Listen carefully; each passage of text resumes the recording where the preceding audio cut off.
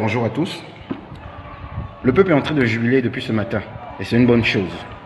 Mais ce que le peuple ne comprend pas, c'est que c'est un simulacre de coup d'État. C'est un coup d'État arrangé. Soyons intelligents. Ce qui se passe, c'est que il fallait que la France trouve une sortie honorable à Ali Bongo en permettant justement de préserver ses intérêts au Gabon.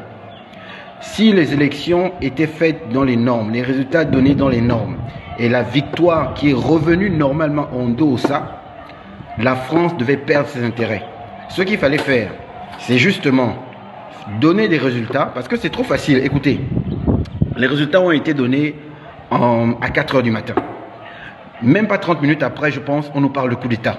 Et comme par hasard, le fameux président réélu, qui serait réélu, n'est pas là, il est à l'étranger. Il y a eu un arrangement. Il y a eu un arrangement derrière, c'est trop facile. Là, je vois le peuple très content dans la rue, mais dans la rue également, les militaires sont réunis, il y a la GR, il y a la gendarmerie, il y a l'armée, il y a la police, et ils sont là en train de parler comme des amis, ils ne se tirent pas dessus. Entre-temps, la GR est censée préserver leur président, et censée protéger leur président. On a balancé leur président, ils sont tranquilles avec les autres militaires, ils sont en train de partager un goûter ou je ne sais pas trop quoi dans les rues. Ils ne sont pas dans les casernes, les militaires sont là tranquilles comme des amis, comme si de rien n'était. C'est trop facile. Soyons vigilants. Ce qui se passe, c'est la victoire d'Ndossa qui a été volée par l'armée. Et l'armée est certainement soutenue par la France. Ce coup d'État est un simulacre de coup d'État. Ce coup d'État est un coup d'État arrangé pour voler la victoire du peuple. Tout le monde est content parce qu'Ali est parti au travers du coup d'État. Oui, mais Ndossa, il faut qu'il soit président de la République car c'est lui qui a gagné les élections. Mais ceux qui sont venus parler à la télévision, qu'est-ce qu'ils ont dit? Que les élections sont annulées parce que c'est truqué, on dissout tout, l'Assemblée nationale, on dissout toutes les institutions, mais on ne nous parle pas de la victoire d'Ndossa. Donc, il fallait empêcher un soulèvement populaire qui réclamait la victoire d'Ndossa. Alors, ils sont passés par ce simulacre de coup d'État pour faire croire qu'on a renversé Ali, l'armée est là au pouvoir pour une transition. Mais quelle transition? On va parler de quelle transition alors que nous savons qu'Ndossa a gagné les élections. C'est Ndossa qui doit être président de la République et non pas une quelconque autorité qui va venir pour une quelconque transition. Ça n'a pas de sens du tout. Tout le monde est en train de jubiler, tout le monde est content, mais peu de personnes voient déjà cette analyse-là. Les médias, quand ils vont repasser, notamment les médias de la France, si vous voyez la France en train de justifier ce coup d'État, ça veut dire que la France était derrière, forcément derrière.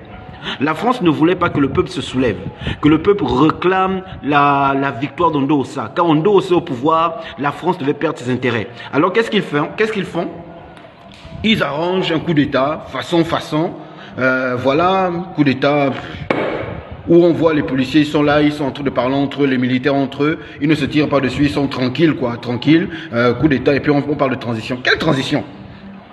On doit aussi gagner les élections. On parle de transition. Quelle transition? On nous parle de quelle transition? Arrêtons ça. On est en train de jubiler, c'est bon. Ali est parti, mais la France est restée. Et la France va mettre un autre pion. On doit réclamer la victoire d'Ndossa. Je vois les gens en train d'acclamer l'armée. L'armée a fait quoi? L'armée a battu campagne. L'armée est allée aux élections. C'est Ndossa qui a gagné les élections. Le peuple est en train d'acclamer l'armée, ce n'est pas l'armée qu'on doit acclamer, on doit acclamer Ndossa et réclamer la victoire d'Ndossa. Là, l'armée est en train de confisquer la victoire. Arrêtons de jubiler. On est en train de jubiler parce qu'Ali est parti, mais derrière, vous ne voyez pas ce qui se passe, on verra la suite.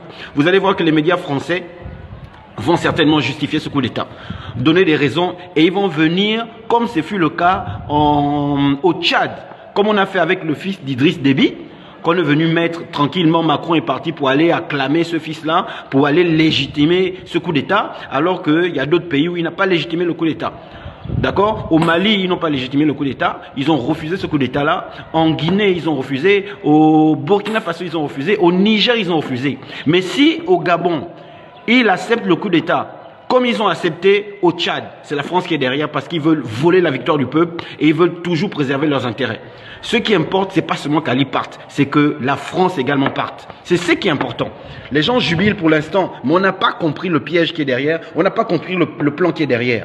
Ouvrons nos esprits. J'espère que l'opposition va réclamer la victoire d'Ndossa, parce que c'est cette victoire qui doit être applaudie et non pas ce que les militaires sont en train de faire, ce semblant de coup d'État. C'est n'importe quoi.